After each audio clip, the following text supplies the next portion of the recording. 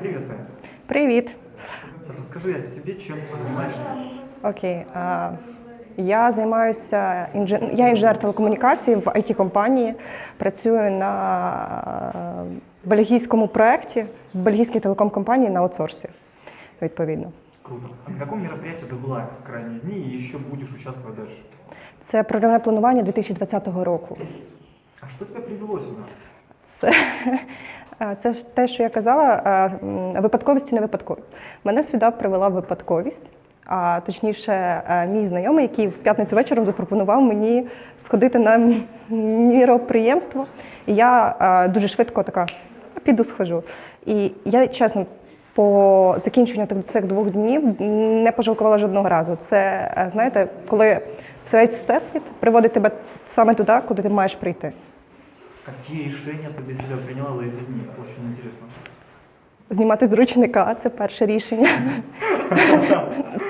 Того, що дуже багато речей, які я роблю на автоматі. Відповідно, від операційної роботи на роботі, оскільки я працюю більше з технікою, і в мене вже відладжена робота. Я не замислююсь над тим, що я роблю. До якихось речей, які в побуті. Я повторюю дуже багато паттернів і не замислююсь. А коли я прийшла, це 2 дні були просто розумової роботи великої.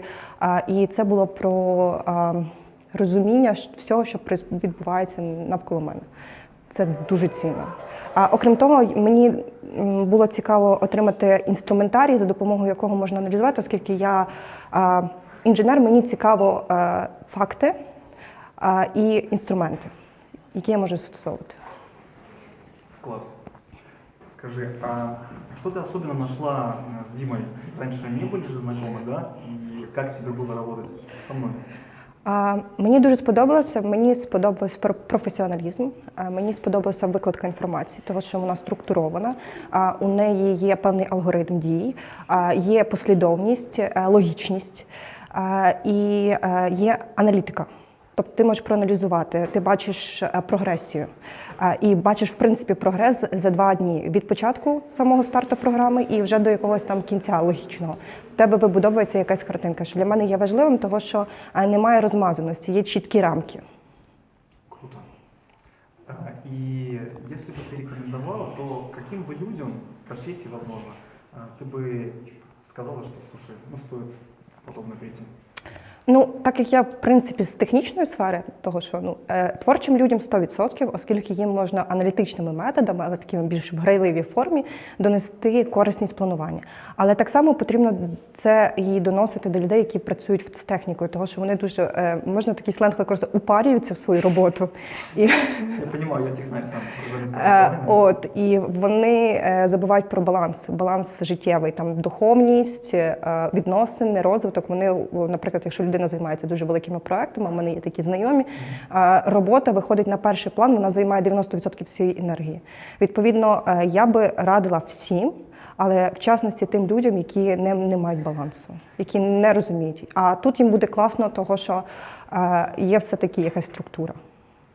Что-то от себя скажи, то, что хочется в данный момент поделиться с другими. Тим, що хочеться поділитися, я зрозуміла, що в мене наполеоновські плани. І мені дуже імпонують багато виразів, я якихось таких накидала собі в голову, це все ще буде переварюватися відповідно, тому що це більше про зараз, багаж знань, який має втрамбуватися, про те, що куди фокус, туди енергія. Це як зі світлом, яке пропускають через лупу. Що якщо ти правильно сконцентруєшся на правильних якихось сферах, які ми, в принципі, сьогодні для себе плюс-мінус визначили, то потік енергії буде більший. І, відповідно, результат ти отримаєш більший. І моє улюблене правило, яке було сьогодні, це правило Парето 80/20, що 20% корисної енергії, корисної роботи приносить 80% результату. Це від себе і для себе. Здорово. Благодарю тебе. Я хочу сказати, в першу чергу, тобі дуже дякую. Я тебе не знала, але я маю честь бути знайомою з тобою і дуже дякую за твою роботу. Гарного тобі року. Тобі також. Всім гарного року.